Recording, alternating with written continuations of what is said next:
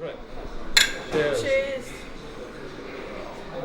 Welcome to the 2017 Photojournalism Show. And at the moment we're sitting on Amy's IKEA set. It's very nice. Amy's put a lot of effort into doing this, into producing a design which actually mirrors very well what she wants to do. She's very much more interested in interior design than anything at the moment, and she's brought that into her exhibition space, which is a really great effort. She's put a lot into it. She's spent a lot of time and effort designing it, laying it out, getting the right materials and so on. And quite a bit of money as well at IKEA. Everything on the set is bought from IKEA and sourced from IKEA, including the frames, and she's laid them out as if you would be in IKEA. So obviously the work that we're looking at and marking was the pictures in the frames. The set is a nice decoration around it, but it's not as important as what we see here. So what do we see here? Oh.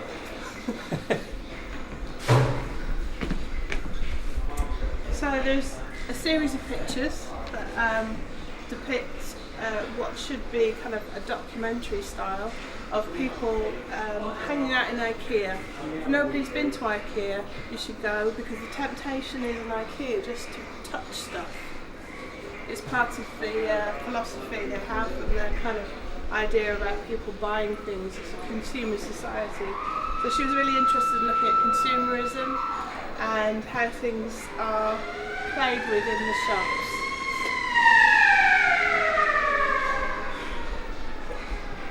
Okay, over to you, Damien. Thank you for that. The siren announces me. The work it's an interesting idea that she came up with, to go and look at IKEA and look at how people behave in IKEA. And this idea of touching stuff is central to IKEA's notion of its own kind of marketing. And he's tried to explore that. And she's produced overall a good design that fits everything well together. She used this constant IKEA theme. The question is how coherent and consistent the work is, whether or not there's a clear central idea visually behind it. And I think Amy struggled a little bit with getting the right subjects, because of model release and permissions from IKEA to use people, customers, and so she brought friends in and she used people, one or two that were organised in advance. It stresses the importance of the clear organisation behind this sort of project, to make sure that you've got the right subjects in the right locations to get what it is you want visually. The result, if you don't do that, can be a bit confused. Technically it was very difficult, because the lighting in IKEA is pretty much mixed lighting, so she obviously needed to use some flash to try and compensate that, so white balance was very difficult. Speed, ISO, all of those kind of elements became very difficult. It's a difficult environment to work in. I think the project would have been better if she'd perhaps been a little bit more confident in approaching the public, because the people in IKEA were quite up for her being in there. They were okay with it. She wasn't supposed to disturb customers, but a quick question like, can I photograph you, would have worked. I think some of it feels staged rather than documentary, so it's a kind of an easy balance between two genres of staged and documentary. You're getting that consistency in the pictures that we really, really needed and was looking for. Okay, so this work is obviously sports photography. It's extremely successful. The reason it's so successful is this photographer worked for Getty Images, and at one point he was working about 37 hours a week for them, plus doing a full-time course. It was at that point that I suggested that he was trying to kill himself and might like to sort of back down a little bit from one element or the other. So he found an equilibrium between the work he was doing for them. Getty supported the work, they helped him with access. I think it's just sheer practice, determination and attention to detail that's given him this level. He's basically operating at a professional level as an undergraduate student, which is phenomenal. Two of these images, one Getty Images Picture of the Week internationally. So for a paid photographer, that's a pretty amazing accomplishment, let alone an undergraduate student. So I think this photographer is pretty unique in any of the year groups that we've come across. I think the thing that's most important about all that work that he's put into this is that it's paid off in one particular respect, and that is all that practice, all that experience of going out and shooting in different locations in different sports has given him a really clear idea visually of what it was he was trying to achieve. And that's what's characteristic of the best of this show this year, is those with the clearest vision about what they wanted to achieve, both visually and thematically, are the ones that have come out with the strongest work on the wall. And Nathan's is really shows that off really well. So I think the show this year is incredibly strong. We've done a lot of, taken a lot of time to think about presentation. These A1 pictures here, but all these images are presented on aluminium with a floating back, so they kind of stand off the wall slightly. Some of the images couldn't be printed any larger than A1 because of the technical details. Obviously with sports you're using high ISO, very fast shutter speed, things get a bit grainy, and again the lighting isn't great in some of these places. So unless you're shooting the Olympic Games in somewhere like Barcelona, and the last place, where was it? Brazil, nice and sunny, you're going to get this kind of lighting conditions. So a lot of struggles with white balance and that kind of thing. And the reason some of these are slightly smaller is because they just wouldn't go to A1. But the key there is about knowing what both the possibilities and the limitations are of the material you end up with, so you get the best presentational strategy by showing each image, each picture at its best, at the right size and in the right framing and so on. And he's also paid a tremendous amount of attention to the detail of getting the exposure and the colour balance equal across the set and even, so that and he's paid a conscious attention to the quality of printing much more than much more than the average, let's say. Yeah, we don't think we could have asked this student to do much more than he did. Alongside of all of these pictures, he had a very, it's not simple, but a very clean understanding, or very linear understanding of what the theory should be behind the pictures. So he was able to give clear strategies, theorists, ideas, and demonstrate how it worked on the wall as well. So we're looking at aesthetics in sports, and he's achieved that. So, really pleased. Great work. Hi, so here we're in a different set. We've got now looking at somebody who began working in street documentary photography. She had an idea at the beginning that she wanted to work in the street. She wasn't quite sure what she was going to do. She worked at it and she found something that interested her eye particularly, and she began to focus on looking at and through windows. Now, she struggled a little bit to begin with about resolving theoretically what this meant in photographic terms, about looking at the ideas of windows and frames, which are strong themes in the theory of photography. And in the end, what resolved it for her, I think, was, again, as I said before, getting a clear vision of what visually she was looking for. And in the end, she decided that she was looking at relationships close up through windows, and that gave her a strong sense of where to take the work, I think. And the result is that she has ended up with a strong set of images that link together well. And in that experimentation, when she's been out at work, she has really pushed the boundaries of what she can achieve as a photographer doing this kind of work. And you can see from these that she's got really well up close. You can't stand outside these windows this close and not hope to be seen most of the time. But she's had the courage to overcome her inhibitions and actually get in there and get closer and do that, get much stronger images as a consequence. And she has managed to focus on what she wanted to focus on, which is about individuals kind of musing over their own thoughts, or couples or people engaging in relationships. So a strong set in the end.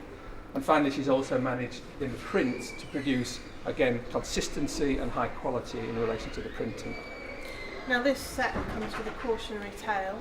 You should always hit your deadlines. Whatever you do, hit the deadlines. And one of the deadlines was to do a sample framed print, and that was before Easter. So this student had some ideas about putting these pictures behind actual windows and putting the actual windows on the wall, which sounded kind of interesting. We're like, yeah, let's have a look, let's see what they look like. We didn't see any actual windows until 2 weeks before the deadline.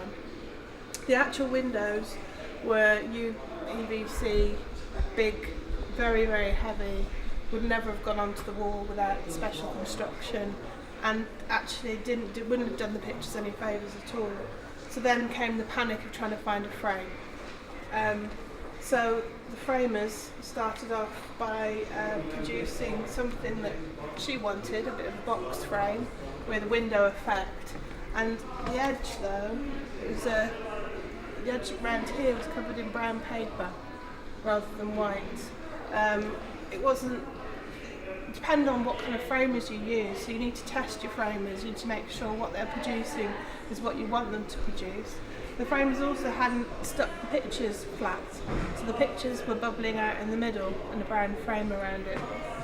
So really the cautionary tale is, hit the deadlines, test the framers, make sure it's looking exactly as you want it to look. Because if she put them behind the glass, her grade would, the UPVC windows, the grade wouldn't have been the same. Because part of what we're grading you on is how you present the work. Very important. However, that cautionary tale has ended well for this student. She's produced a great set of work. It looks really good, it's consistent, the size works, and we're really pleased with it. Hi, this is another very successful piece of work. Another student that worked really hard.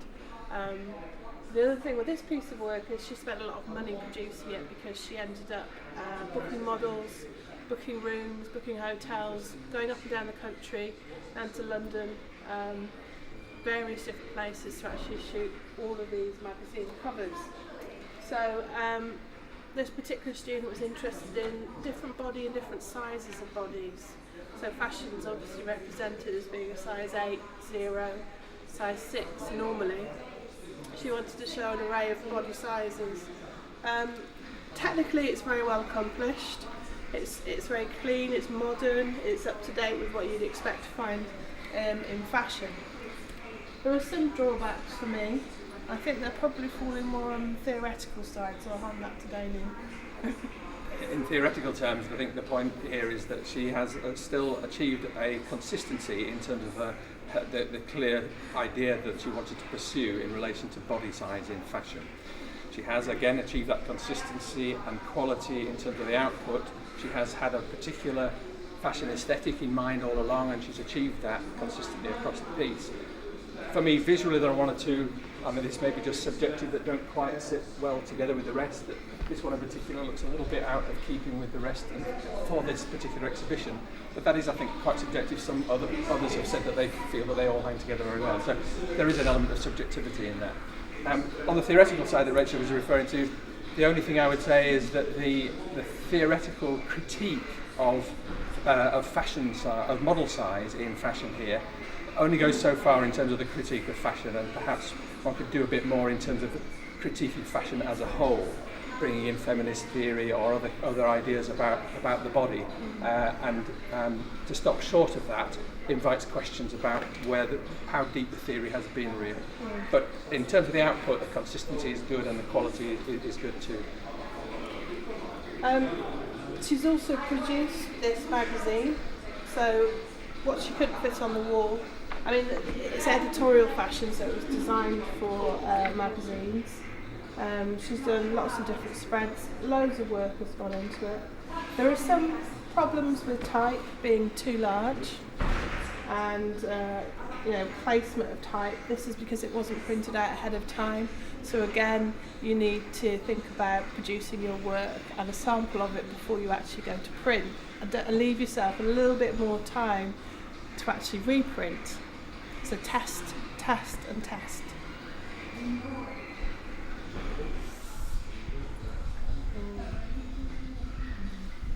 I'm not so sure about this one. Doctor Who would be quite good this one there, I think. Okay, so the idea behind this was steampunk, and she was exploring that genre, and she was exploring these people who spend their lives living that genre, not just dressing up every now and then, but actually their lives are supposed to be lived in it. The student did very well on the theory side of things and could talk about pictures, but technically there are some drawbacks, as you can probably see. Technical problems, not hitting deadlines, not enough work produced.